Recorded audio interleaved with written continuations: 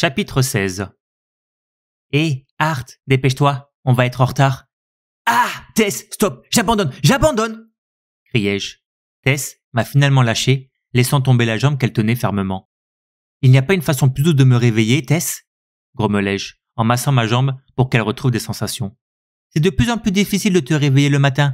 Je dois bien faire quelque chose, non? D'ailleurs, tu devrais être reconnaissant qu'une si jolie jeune fille te réveille tous les matins.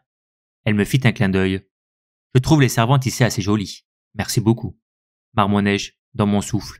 Elle a dû entendre, car cela m'a valu un pincement ferme sur le flanc. Où est passée la timide Tess qui avait trop peur de dormir seule dans la tente? La douce Tess qui me suppliait de ne pas y aller? Ramenez-la, je l'aimais davantage. Quelque chose que j'ai réalisé au cours de mes 3 années de vie à Eleanor, c'est que les elfes s'éveillaient beaucoup plus tôt que les humains. Alors que l'âge moyen pour un humain est d'environ 13 ans, les elfes s'éveillaient vers l'âge de 10 ans. Tess s'était éveillée tôt, même pour une elfe. C'est arrivé l'année dernière et elle s'est éveillée avec un énorme bang. Ce n'était pas aussi important que lors de mon éveil, mais elle avait réussi à détruire sa chambre à l'étage, à tomber, et créer un petit cratère à cause de l'implosion dans la cuisine juste en dessous. Depuis, elle se joint à moi pour s'entraîner avec papy. Tout ce que je peux dire, c'est que depuis son éveil, elle est devenue beaucoup plus confiante et audacieuse, dans le mauvais sens du terme plus que dans le bon. Elle sait combien mon corps est solide, alors elle n'a pas hésité à m'utiliser comme sac de frappe pour essayer de nouveaux sorts qu'elle a appris de Papy Virion et d'autres professeurs conjurateurs. Ce qu'elle ne semblait pas comprendre, après tous mes gémissements, c'est que je ressentais encore la douleur. Quant à moi, aujourd'hui était un jour très spécial car, après 3 ans, j'ai enfin pu achever l'assimilation du mana dans mon corps. C'était presque mon anniversaire, alors que Tess avait eu 9 ans il y a quelques mois, je fêterai enfin mes 8 ans. Pendant cette période, je n'étais pas autorisé à absorber le mana de mon environnement et seulement autorisé à utiliser le mana créé à partir de mon noyau de mana pour le répandre dans mon corps. Aujourd'hui, c'était l'étape finale qui avait lieu une fois qu'un dompteur de bête avait terminé son assimilation. J'ai sauté la douche et me suis juste changé pour enfiler une tenue plus présentable, rangeant la pierre dans ma veste avant de sortir dans la cour avec Tess. Enfin réveillé, hein, Art? Comment ta femme t'a-t-elle réveillé aujourd'hui? Lança grand-père Virion en sirotant son thé sur la petite table à l'extérieur. Femme? Où? Je ne savais pas qu'on pouvait épouser des démons. Tu es en train de la transformer en monstre, papy. Gémis-je. Heureusement, Tess n'a pas pu entendre car elle est arrivée quelques instants plus tard. Elle va devenir une femme remarquable, Art. Il vaut mieux la séduire avant qu'il ne soit trop tard. Gloussa-t-il en levant sa tasse de thé en guise de toast. Tess a rougi et m'a donné un coup de coude sur le flanc. Ah! Pourquoi? Qu'est-ce que j'ai fait? Art, tu es prêt? C'est enfin le grand jour. Après ça, tu seras un vrai dompteur de bêtes, pas comme ces aventuriers chanceux qui ont juste une volonté de bête. Souligna-t-il, les bras croisés. Je lui ai fait un signe de tête ferme, tandis que Tess est dirigée vers la table sur laquelle Papy était assis pour regarder. Ce n'était pas vraiment une cérémonie, cela consistait simplement à ce que Papy envoie une grande quantité de mana dans mon noyau.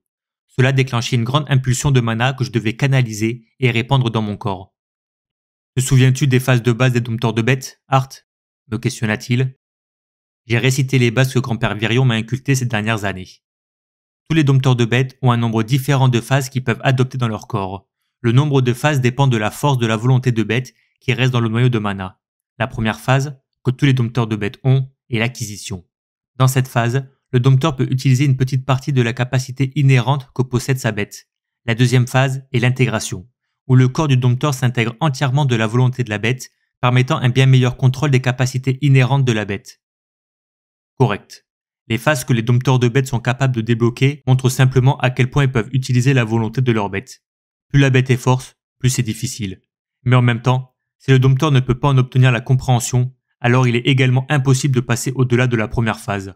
Une chose à noter, cependant, est que l'étape d'intégration n'est pas toujours plus puissante que l'étape d'acquisition. La phase d'acquisition exploite une capacité inhérente spécifique de ta bête, tandis que l'intégration est une montée en puissance beaucoup plus globale utilisant la volonté de ta bête. Rappela-t-il, le visage mortellement sérieux. Bien que je ne te l'ai pas dit plus tôt, maintenant que tu es sur le point de devenir un vrai dompteur de bêtes, tu devras connaître les différences de la façon dont la volonté d'un dompteur de bêtes est acquise.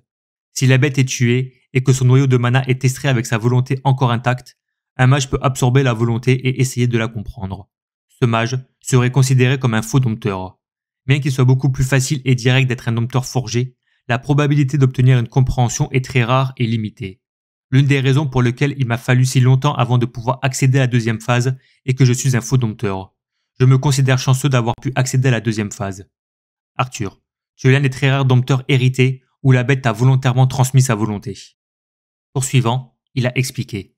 Art, ma première phase ne me rend pas vraiment plus rapide, mais je suis capable d'effacer un peu de ma présence et de me fondre dans l'ombre. Tu n'as pas vu ma deuxième phase, n'est-ce pas? Observe bien, il m'a fallu plus de 10 ans pour atteindre cette phase. En sentant une puissante poussée de mana entourant son corps, je n'ai pas pu m'empêcher de grimacer involontairement. Tout à coup, le mana entourant son corps s'est infiltré à nouveau en lui et mes yeux se sont élargis.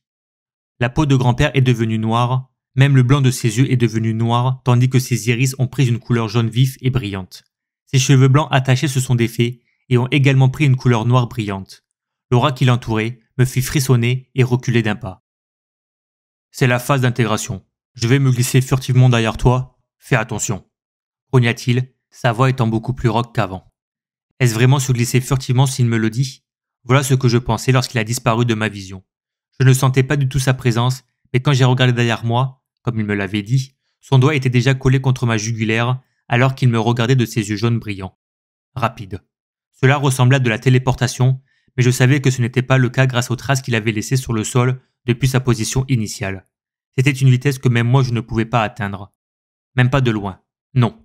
La partie effrayante n'était même pas sa vitesse folle. C'était son manque de présence. Même directement derrière moi, je ne pouvais pas sentir où il était.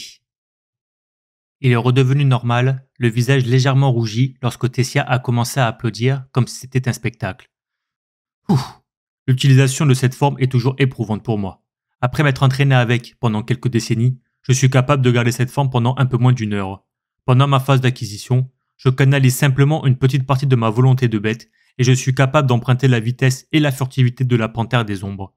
Cependant, avec ma phase intégrée, non seulement ma vitesse et ma furtivité augmentent, mais aussi mes sens pour suivre le rythme. J'ai hoché la tête en signe d'accord. Bien, commençons la cérémonie, répondit-il en joignant ses mains. Nous tenions face à face, à une distance d'un bras seulement. Tess était maintenant penchée en avant, excitée, car nous étions sur le point de commencer. Laisse simplement ton mana sortir librement. Ne cherche pas à contrôler quoi que ce soit. Je te retiendrai si nécessaire. Il est donc crucial que tu gardes un état d'esprit détendu et que tu réveilles les particules de mana que tu as assimilées pendant toutes ces années, ordonna-t-il. Après un hochement de tête en guise de réponse, il a commencé à injecter du mana dans mon noyau, l'inondant de son mana ainsi que du mien. Instantanément, j'ai commencé à ressentir une sensation de chaleur, comme si une bouffée d'air chaud entrait et sortait de mes pores. Alors que je sentais que mon corps atteignait ses limites, une forte explosion m'a fait sortir de mon état de concentration, et j'ai vu Papy être projeté en arrière, et Tess tomber de sa chaise et rouler en arrière elle aussi. Une douleur insupportable jaillit immédiatement de mon corps, comme si mon squelette essayait de sortir de ma peau. Sans même la force de crier, ma vision s'assombrit. J'ai apprécié l'obscurité, car je savais qu'elle me soulagerait de ma douleur. Me réveillant de nouveau dans mon lit, je me suis assis en me sentant étonnamment rafraîchi. Assis à mes côtés, posant sa tête sur mes jambes, se trouvait Tess. En la regardant dormir ainsi, cela m'a rappelé le moment où je l'avais raccompagnée chez elle après l'avoir sauvée des marchands d'esclaves. Grand-père est entré peu après et il s'est assis de l'autre côté du lit, sans prendre la peine de réveiller sa petite fille endormie. « Comment tu te sens, gamin ?» Ses lèvres se retroussant en un demi-sourire. « C'est moi qui devrais te demander ça, papy. Je t'ai vu te faire projeter en l'air. Même Tess a été projetée en arrière. » Il a laissé échapper un petit rire gêné. « Je dois admettre que je ne m'attendais pas à une telle force. Je sais que tu as probablement une bonne raison de ne pas me dire quelle sorte de bête t'a donné sa volonté, mais je vais te le demander encore une fois. Quelle sorte de bête t'a donné sa volonté ?»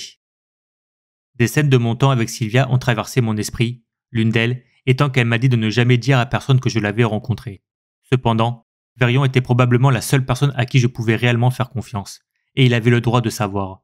S'il n'avait pas été là, je ne serais probablement plus en vie. Eh bien, en utilisant ses propres mots, c'est ce qu'on appelle un dragon qui m'a transmis sa volonté. Un lourd silence avait rempli la pièce alors que le visage de Verion était figé dans la même expression de détresse qu'il avait lorsque je lui ai dit. Il a commencé à marmonner pour lui-même, les seuls mots que j'ai pu distinguer étant « possible » et « jamais arrivé ».